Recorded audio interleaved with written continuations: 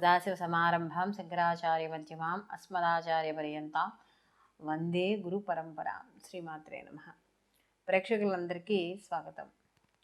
28/12/2023 నుండి 5/2/2024 వరకు కుజుడు తన స్వక్షేత్రాన్ని వదిలి తన మిత్రక్షేత్రమైన ధనుస్సు రాశిలోకి సంచారం చేయడం అనేది జరుగుతోంది.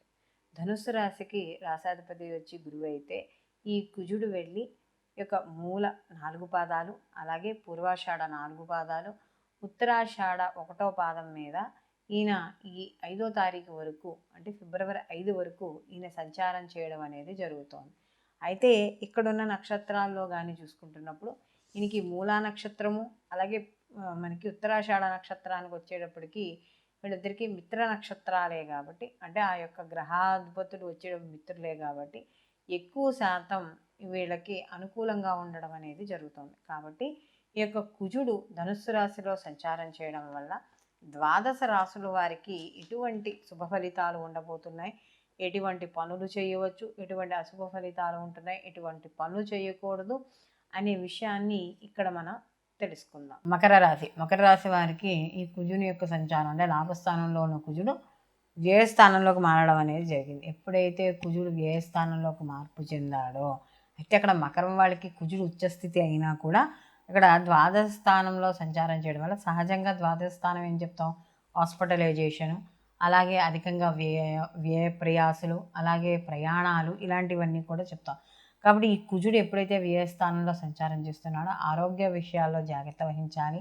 అలాగే కొంత ఏదైనా దూర ప్రయాణాలు వెళ్ళడం కానీ, దగ్గర ప్రయాణాలు వెళ్ళేటప్పుడు కానీ ప్రయాణాల్లో జాగ్రత్తలు, అంటే యాక్సిడెంట్స్ అవి అవ్వకుండా జాగ్రత్తగా చూసుకోవడం, ఇలాంటివన్నీ కూడా చూసుకోవాలి. అలాగే బంధువుల మధ్య, మిత్రుల మధ్య విరోధాలు ఏర్పడే అవకాశం అనేది ఎక్కువగా కనబడుతుంది. ప్రతి పనిలోనూ కూడా శారీరక శ్రమ అనేది అధికంగా కనబడుతుంది, ఫలితం అనేది తక్కువగా ఉండడం అనేది జరుగుతుంది.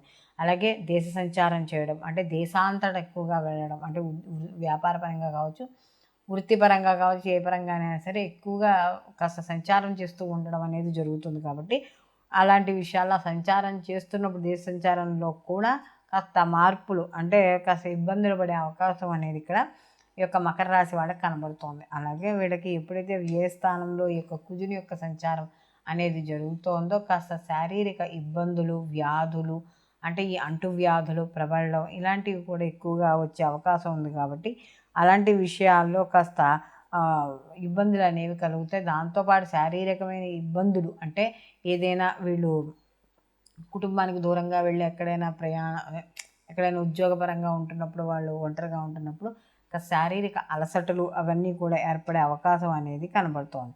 అలాగే ముఖ్యంగా ఇక్కడ ఏదైనా ఈ యొక్క సీజనల్ ఫీవర్స్ వస్తాయి కదా, అలాంటి విషయాల్లో కూడా జాగ్రత్త వహించండి. విద్యార్థులకి కాస్త అనుకూలంగా ఉంది. అలాగే ఎవరైతే ఉద్యోగస్తులు కావచ్చు, వ్యాపారస్తులు కావచ్చు, లేకపోతే వృత్తిపరంగా కావచ్చు, ఏవైతే ఉన్నాయో వీళ్ళందరికీ కూడా సామాన్యమైన ఫలితాలు గోచరించడం అనేది జరుగుతోంది. ఈ యొక్క మకర రాశి వాళ్ళకి కానీ చూసిన ఆదాయపరమైన మార్గాలు మాత్రం పెరిగే అవకాశం అనేది ఇక్కడ వీళ్ళకి ఎక్కువగా కనబడుతోంది. సమాజపరంగా కూడా చిన్న చిన్న మనస్పర్ధలు వచ్చినా కూడా వీళ్ళకి మిగతావన్నీ కూడా అవన్నీ తొలగిపోయి మళ్ళీ కలిసిపోవడం అనేది జరుగుతుంది. వీళ్ళు మరిన్ని మంచి ఫలితాలు పొందడానికి ప్రతి నిత్యము కూడా వీళ్ళు సుబ్రహ్మణ్య ఆరాధన చేసుకోవడం, లేదా ఈ యొక్క సుబ్రహ్మణ్య స్వామికి సంబంధించిన ఏవో ఒక స్తోత్రాలు పారాయణలో చేసుకోవడం, ప్రతి మంగళవారం నియమాలు పాటించడం, ఇలాంటివి చేయడం ద్వారా మరిన్ని మంచి ఫలితాలు పొందడం అనేది జరుగుతుంది. అయితే ఇప్పుడు మనం ఈ కుజుని యొక్క సంచారం వల్ల ద్వాదశ రాశుల వారికి ఏ విధంగా ఉంటుంది అనే విషయాన్ని మనం తెలుసుకున్నాం కదా. అయితే వీళ్ళకి ఈ యొక్క ప్రతి గ్రహానికి కూడా మనకి మార్పు చెందినప్పుడు కొన్ని గ్రహాలు ఒక నెలలో మారుతాయి, కొన్ని గ్రహాలు 45 రోజులకి, కొన్ని గ్రహాలు 18 నెలలు, ఇలా వాటి యొక్క నిడివిని బట్టి గ్రహాల యొక్క మార్పులు ప్రతి రాశికి మార్పు చెందడం అనేది ఉంటుంది.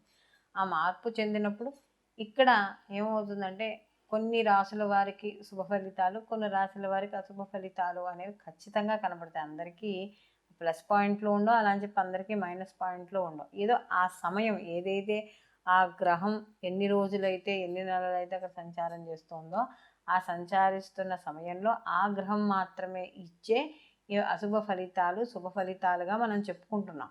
అయితే కానీ పూర్తిగా ఇవే ఫలితాలు పూర్తి స్థాయిలో ఉంటాయి అని చెప్పుకుందుకు లేదు. ఎందుకంటే దీంతో పాటుగా జన్మరాశి ఫలితాలు కూడా ఉంటాయి. అంటే మనం వ్యక్తిగత జన్మజాతకాలు కూడా ఉంటాయి కాబట్టి దీనితో పాటు వాటిని కూడా పరిశీలనలోకి తీసుకోవాలి ఈ యొక్క రాశులతో పాటు. కాబట్టి ఈ యొక్క మనం ఇందాక చెప్పుకున్నవన్నీ కూడా మీకు గోచార ఫలితాలతో పాటు మీ జన్మజాతకాలకు కూడా అనుసంధానం చేసుకుంటూ మాత్రమే ఈ యొక్క మీరు ఈ యొక్క వాటిని పరిశీలనలోకి అనేది తీసుకోవాలి.